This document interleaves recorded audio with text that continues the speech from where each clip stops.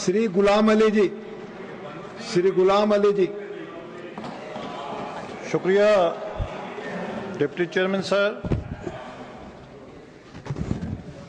मैं आज इस मौजूद ईवान में बिल 2025 अमेंडमेंट हमायत में खड़ा हुआ। मैं सिर्फ एक बिल की हमायत में नहीं बल्कि एक कदीम अमानत को दोबारा इसकी असल रूह के साथ जिंदा करने की कोशिश के साथ दे रहा हूं। वक्त इस्लाम में सिर्फ एक कानूनी रिफॉर्म नहीं है बल्कि एक स्पिरिचुअल माहदा है अल्लाह से और इसके बंदों की भलाई के लिए। कुरान में चौथे पारे में लन तनालुल बिर्रा हत्ता तुनफिकू मिम्मा तुहिब्बून, तुम नेकी के बुलंद दर्जे को नहीं पा सकते जब तक अपनी पसंदीदा चीजों में से खर्च ना करोगे। यही वो रूह है जिस पर वक़्फ़ कायम होता है। जब ये रूह ज़वाल का शिकार हो जाए, जब वक़्फ़ अल्लाह के लिए किया जाए लेकिन फायदा किसी सियासी खानदान को पहुंचे, जब कम्युनिटी की अमानतें किसी पार्टी की नजर हो जाएं, तो वक़्फ़ बिल में रिफॉर्म एक फर्ज हो जाता है।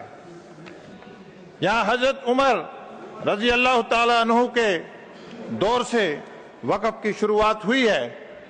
सब लोगों ने डेटा बोला है, मैं ज्यादा डिटेल में नहीं जाऊंगा।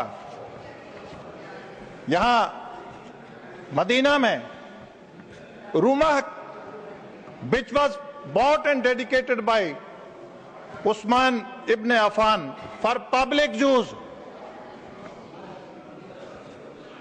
प्रॉफिट मोहम्मद सल्लल्लाहु अलैहि वसल्लम की हदीस है और फेमस हदीस है, when a man dies his days come to an end except for three things: charity मतलब तालाब बनाना, सराय, कुआं, बेनिफिशियल नॉलेज जिस इल्म से यूनिवर्स को पढ़ा जाए और कुदरत की नियामतों को अंडरस्टैंड करके इंसान के लिए, जानवर के लिए इस्तेमाल किया जाए, उस बेनिफिशियल नॉलेज को हासिल करना। और अच्छे बच्चे अगर हों, हु प्रेज फॉर हिम, ये सही मुस्लिम की हदीस है। लेकिन हमारे अगर दौर देखा जाए, हमने इसको कहां ले लिया। बहुत सारे बिल मॉडर्न इंडिया में, सल्तनत उस्मानिया में बहुत सारे रिफॉर्म आए। मैं ज्यादा देर नहीं जाऊंगा, मैं ज्यादा डिटेल में नहीं जाना चाहता।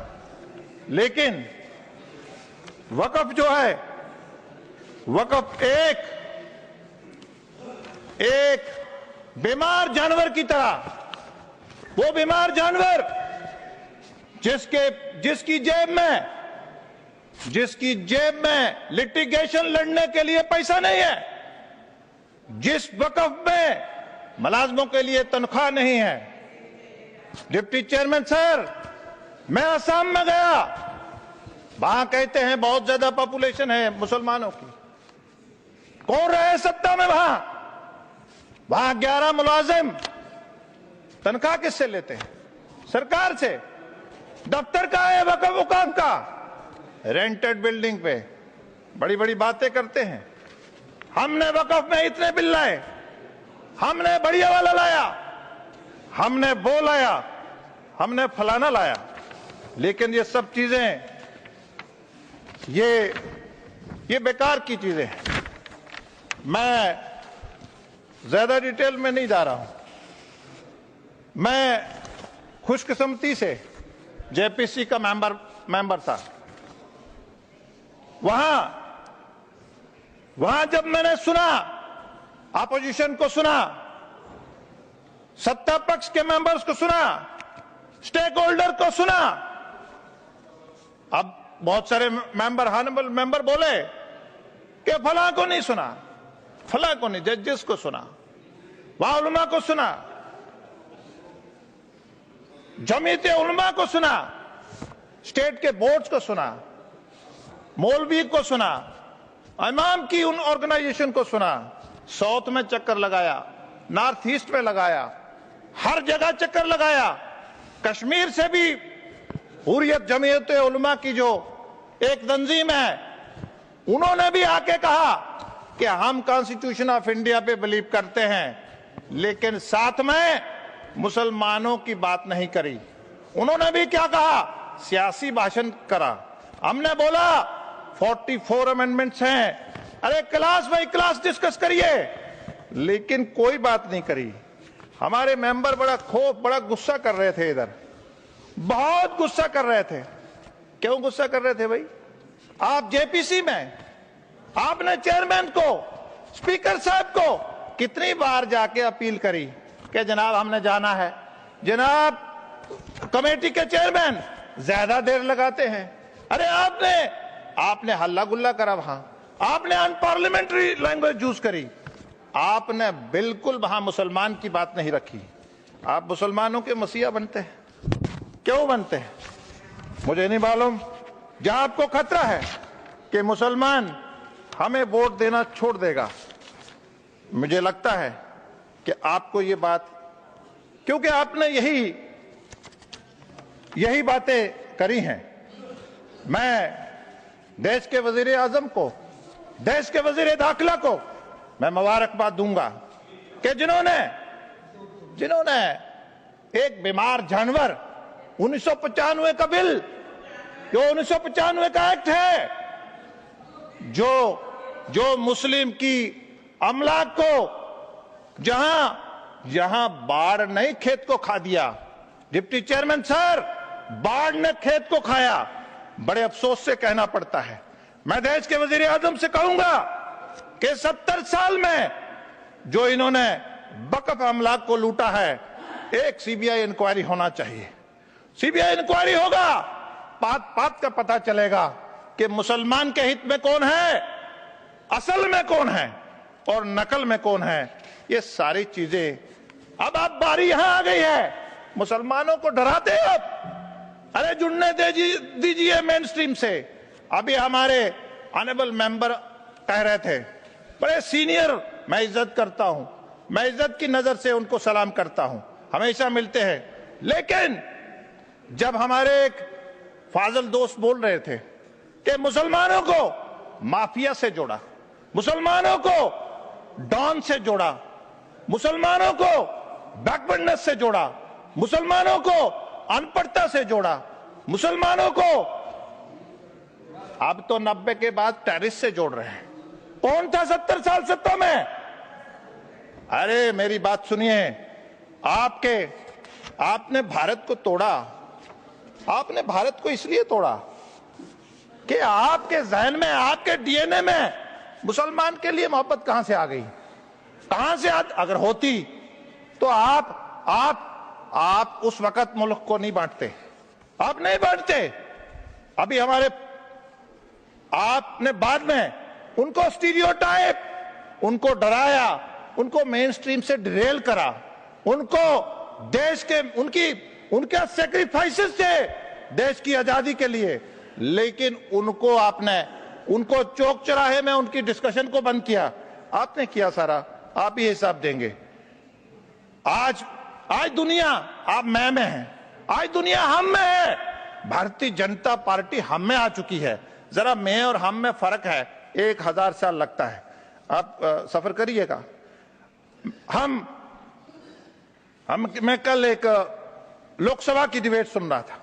मैं मेंबर का, बहुत सीनियर मेंबर है, उनको मुसलमानों ने बहुत वोट दिए हैं और मेंबर पार्लियामेंट भी भेजे हैं, यहां भी भेजे हैं, वहां भी भेजे हैं। लेकिन देखिए 80%, 90% उन्होंने अपनी स्पीच में कोई मुसलमान की वक्फ में तरमीम की कोई बात नहीं करी। उन्होंने हंसा, उन्होंने नोटबंदी का बात किया, कोई किसान का इधर उधर का बात करा, कोई मतलब उन्होंने मुसलमान को उसके लिए टाइम नहीं। इससे उनको नियत होता है कि उन्होंने वोट ले लिया, मुसलमानों ने यहां भेज दिया, लेकिन बात नहीं करी। एक और बड़ी पार्टी, रीजनल पार्टी है, कांग्रेस से निकली है, वो क्या कहते हैं, हिंदू जो हैं वो इंग्लिश उसको मानते हैं, इंग्लिश कानून को मानते हैं, और मुस्लिम जो है प्रॉफिट सल्लल्लाहु अलैहि वसल्लम को। अरे मुसलमान, भारत के मुसलमान के लिए आप इतनी साजिश रच रहे हैं कि उन्होंने क्या बोला? अरे मुसलमान जिस देश में रहता है ना, हिब्बुल बतन निस्वल ईमान, अरे उस देश से मोहब्बत करता है। मुसलमान कभी गद्दारी नहीं करता। आपके सामने मैं और कुछ चीजें रखना चाहूंगा। आज हम मुसलमान का वोट लेते हैं, लेकिन वर्किंग कमेटी में हम मुसलमानों की वेलफेयर के लिए डिस्कशन को अफोर्ड नहीं कर सकते। क्यों नहीं कांग्रेस अफोर्ड कर सकती? इसलिए अरे नरेंद्र मोदी जी से सीखिए। हैदराबाद में अपनी वर्किंग कमेटी में बोलते हैं मुसलमान के एक हाथ में कुरान होना चाहिए, दूसरे में कंप्यूटर होना चाहिए। आपको क्या तकलीफ है? अगर मुसलमान स्टार्टअप स्टैंडअप के जरिए विकसित भारत में मोदी जी का साथ देना चाहता है, दुनिया की सबसे अजीम ताकत बनना चाहता है, आप क्यों उसको बैकवर्ड रखना चाहते हैं? मुझे मालूम नहीं कि आप उससे जुल्म क्यों करते हैं।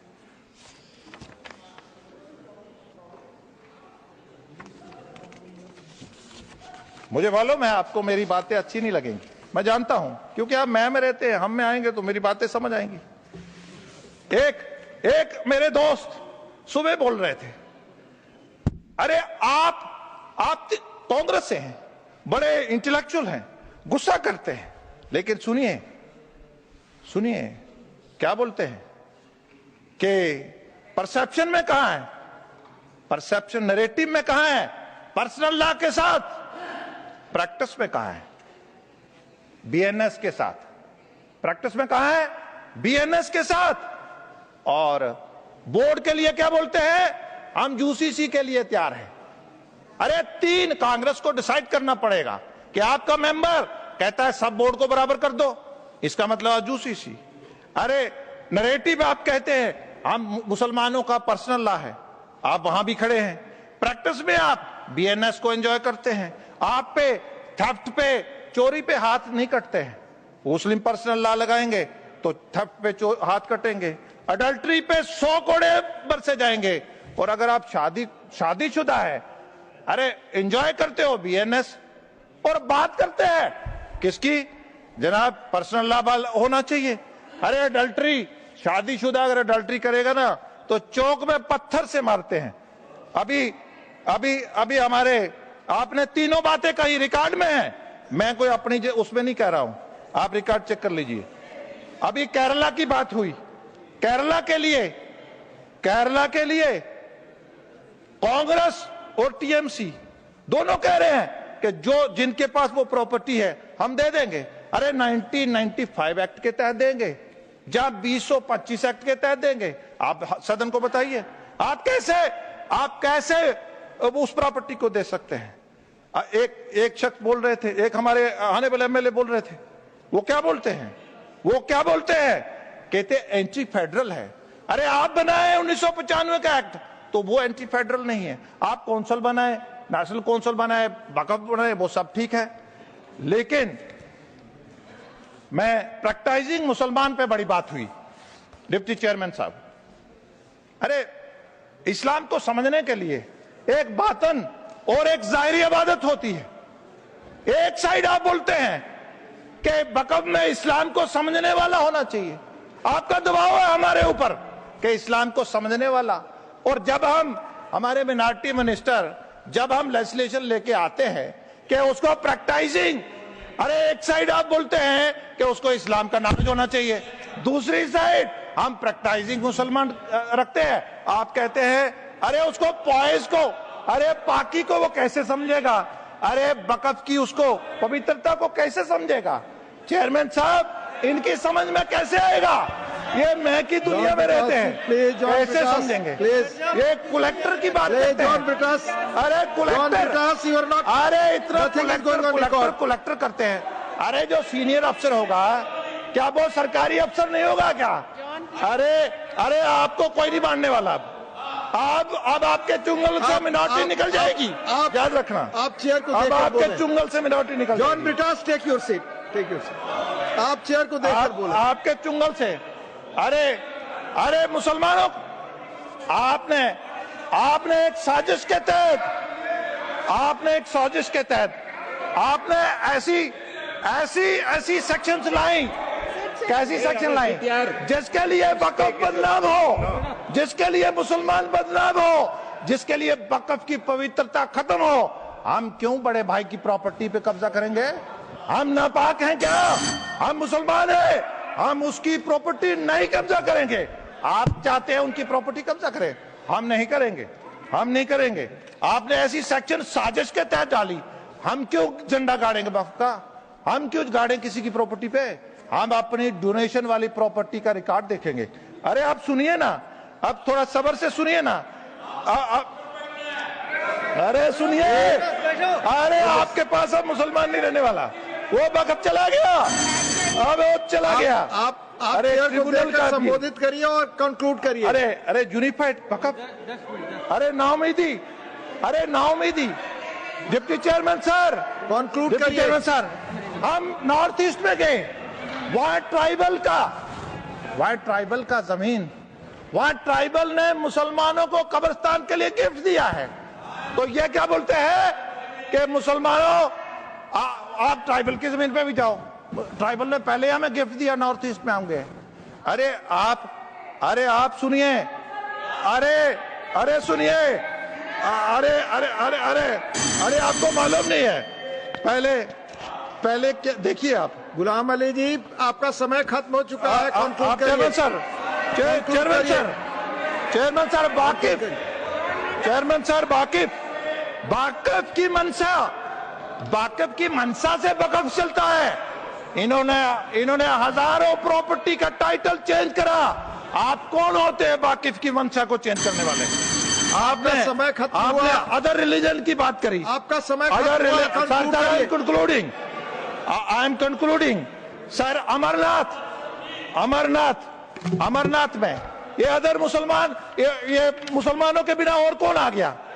अरे सुनिए, अरे section 4 3rd does not mention that distinguished person in the field of administration, legal affair or financial matter have to be necessarily।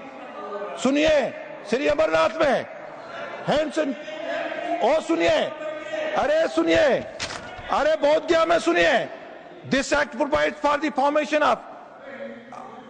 अरे मेरी बात सुनिए, बोध गया में क्या बाकी लोग नहीं है क्या? बाकी लोग नहीं है क्या? अरे कंक्लूड करिए गुलाम अली जी। मुस्लिम के बाद बात कर रहे हैं, उनको नाराज हो रहा है। आपने वैष्णो देवी, कंक्लूड करिए sir. I am concluding. Vaishno Devi पे जब हमने वैष्णो देवी में जब रिफॉर्म लाए, वहां के हमारे साधु समाज ने बहुत रेजिस्टेंस करी। डिप्टी चेयरमैन सर, आज वहां बोर्ड बना, श्राइन बोर्ड बना, आज वहां यूनिवर्सिटी बनी, आज वहां सुविधा है, आज वहां कैंसर अस्पताल बना। लेकिन 70 साल में आपका हिसाब हम सीबीआई के जरिए लेंगे। आपने लूटी है प्रॉपर्टी, हम लेंगे सर। इन्होंने मासूम, ये मुसलमानों का मसीहा बनते हैं। पिछले 30 सालों में 40,000 से ज्यादा मासूम इन्होंने कब्रिस्तानों में सुला दिए। आज इनको धन्यवाद। आज इनको कंक्लूड करिए सर। गुलाम अली जी, कंक्लूड करिए। Sir I am concluding. हमारे यहाँ बोलते हैं, अरे बीजेपी ने एमपी नहीं बनाया, बीजेपी एमएलए को टिकट नहीं देता। अरे आप 70 साल सत्ता में रहे, आप बताइए स्टेट वाइज चपरासी कितने मुसलमान बनाए? आपने स्टेट कैडर के कितने मुसलमान बनाए? आपने कितने आईएएस अफसर मुसलमान बनाए? अरे बात सुनिए ना, अरे फेलोशिप की बात करते हैं, अरे बजट कम हो गया इसकी बात करते हैं। आप मुसलमान के विरोधी हैं। मैं कंक्लूड करूंगा, मैं कंक्लूड करूंगा कि सर आज जरूरत है कि हम इस बिल की हमायत करें, ताकि वक़्फ़ दोबारा कम्युनिटी की रूहानी और माशी ताकत बने, ताकि वो मसाजिद, वो मदारस, वो कब्रिस्तान, वो खस्ता हाल शिकार जो प्रॉपर्टीज है, इन्हें दोबारा सुनवारा जा सके। धन्यवाद शेर से कंक्लूड कर रहा हूं सर। धन्यवाद। परों को खोल, जमाना उड़ान देखता है, परों को खोल, जमाना उड़ान देखता है, जमीन पे बैठ के क्या आसमान देखता है। शुक्रिया, जय हिंद। धन्यवाद।